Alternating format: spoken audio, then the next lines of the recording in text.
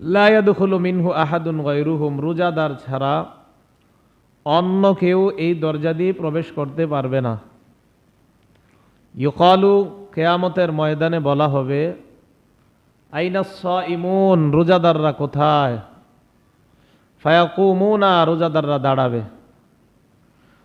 তো দাঁড়ানোর পর তাদেরকে বলা হবে যে শুধুমাত্র রোজাদার যারা যারা দুনিয়াতে রোজা রেখেছো তোমরাই এই দরজা দিয়ে জান্নাতে প্রবেশ করো। রোজাদার ছাড়া অন্যরা প্রবেশ করবে না। নবীজি বলেন ফাইদা দাখালু, রোজাদাররা যখন প্রবেশ করবে উগলিকা, সাথে সাথে ওই দরজা বন্ধ করে দেওয়া হবে। ফালাম ইয়াদখুল মিনহু আহাদুন গায়রুহুম, রোজাদার ছাড়া আর কেউ ওই দরজা দিয়ে প্রবেশ করতে পারবে না। আল্লাহ আমাদের সকলকে রাইয়ান নামক দরজা, ওই দরজার অধিকারী যেন আমরাও হতে পারি, আল্লাহ তৌফিক দান করেন। নবীজি সাল্লাল্লাহু আলাইহি সাল্লাম আরেক হাদিসের মধ্যে বলেন, মান আনফাকা যাওজাইনি ফি সাবিলিল্লাহ, কেউ যদি দুই জোড়া আল্লাহর রাস্তায় দান করে, ঘোড়া, ওট, আল্লাহর রাস্তায় যদি এরকম দুই জোড়া দান করে, নুদিয়া মিন আবওয়াবিল জান্নাহ, ওই ব্যক্তিকে জান্নাতের দরজা সমূহ, দরজা না, দরজা সমূহ থেকে তাকে আহ্বান করা হবে, তাকে ডাকা হবে। ফামান কানা মিন আহলিস সালাহ, যে ব্যক্তি দুনিয়াতে নামাজ আদায় করত, দুইয়া মিন আহলিস সালাহ মিন বাবিস সালাহ, তাকে একটা দরজা আছে, ওই দরজাটার নাম বাবুস সালাহ, ওই বাবুস সালাহ নামক দরজা থেকে তাকে আহ্বান করা হবে, হে নামাজি আসো, আমার মাধ্যমে তুমি জান্নাতে প্রবেশ করো। ওয়ামান কানা মিন আহলিল জিহাদ, যারা দুনিয়াতে মুজাহিদ ছিল, দুইয়া মিন বাবিল জিহাদ, জিহাদের দরজা থেকে তাদেরকে আহ্বান করা হবে, মুজাহিদ তোমরা এই দরজা দিয়ে প্রবেশ করো। ওয়ামান কানা মিন আহলিস সিয়াম, যারা রোজাদার, দুইয়া মিন বাবির রাইয়ান, তাদেরকে রাইয়ান নামক দরজা দিয়ে আহ্বান করা হবে। ওয়ামান কানা মিন আহলিস সাদাকা, যারা দুনিয়াতে সদকা দিত, দুইয়া মিন বাবিস সাদাকা, তাদেরকে সদকা নামক দরজা দিয়ে আহ্বান করা হবে। আর যাদের মধ্যে সব গুণ পাওয়া যাবে তাদেরকে সব দরজা থেকে আহ্বান করা হবে।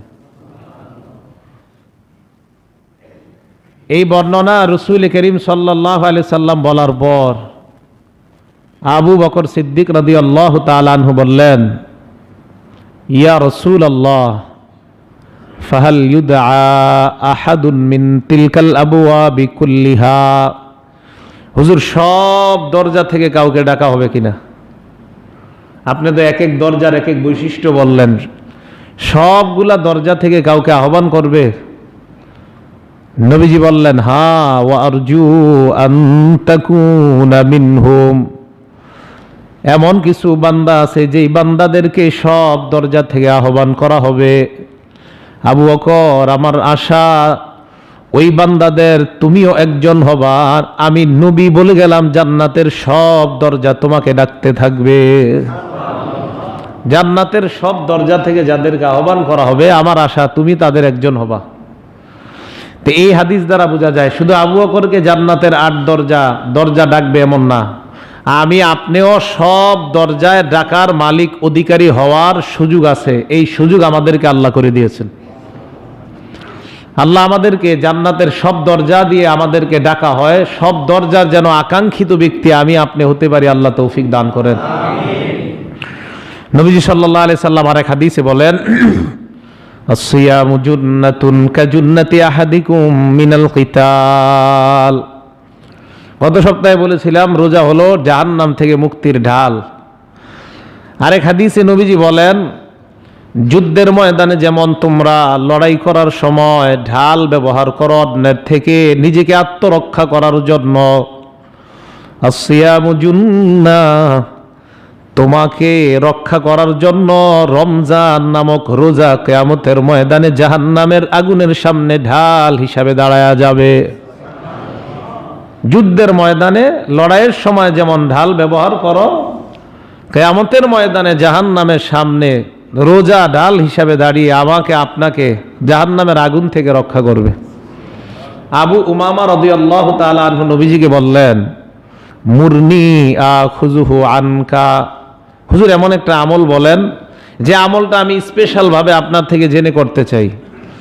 নবীজি জবাব দিলেন, আলাইকা বিসসাওম, তুমি রোজা রাখো।